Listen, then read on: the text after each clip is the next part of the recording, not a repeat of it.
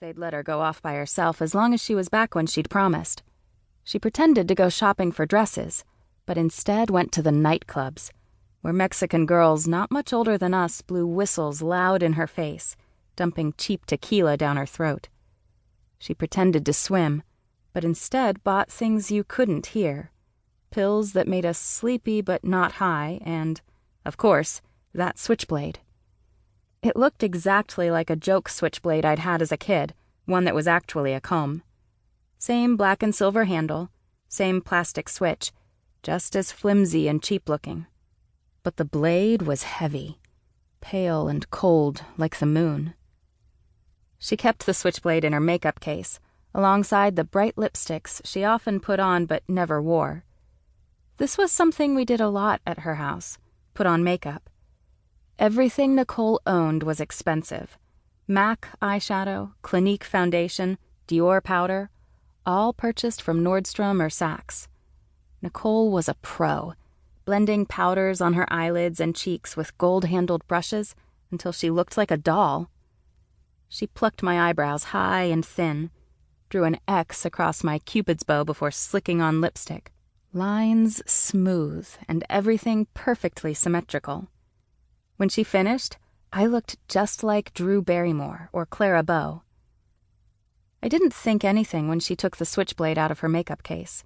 We were listening to the Sex Pistols in her new room in her new house, big and empty because they'd just moved in.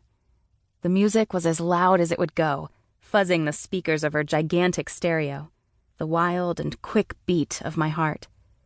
She flicked the knife out, held it close to my throat, and laughed. Her eyes flickered, and she made a face like a crazy killer, and I laughed too, nervous, feeling as though for a second she had turned from my best friend into a stranger. "God, I'm so fat," she said, releasing me, looking at herself in the full-length mirror. She wasn't fat. Her arms were thin and her legs were lean, but she did have just the smallest ripple of fat on her stomach. "I wish I could just cut this off," she said, switchblade hovering over her belly button. Her voice went soft, like she was saying it only to herself. "It makes me fucking hate myself." I had told her she wasn't fat enough times before, so I said nothing. "Does it hurt?" she asked, pointing to my hip. A few days earlier, we'd gone swimming in her new pool, and as we were changing, she saw the scabs, a triangle I'd cut there with a pocket knife, one night secretly in my bedroom. I'd started cutting myself years ago, before I even knew what it was, just this thing to relieve the pressure when I felt too mad or too happy, a letting out of the air. She was the first to notice, and it made me feel naked and embarrassed, the way her eyes had splayed wide. But I realized now that she wasn't disgusted, didn't think I was a freak, the way I had thought that day. To her, the cuts made me cool. "No," I said. "Not if you do it right. If you do it too light, it stings. But if you go just a bit deeper, it feels good." I didn't tell her you had to be in the right mood, or that it always hurt the next day.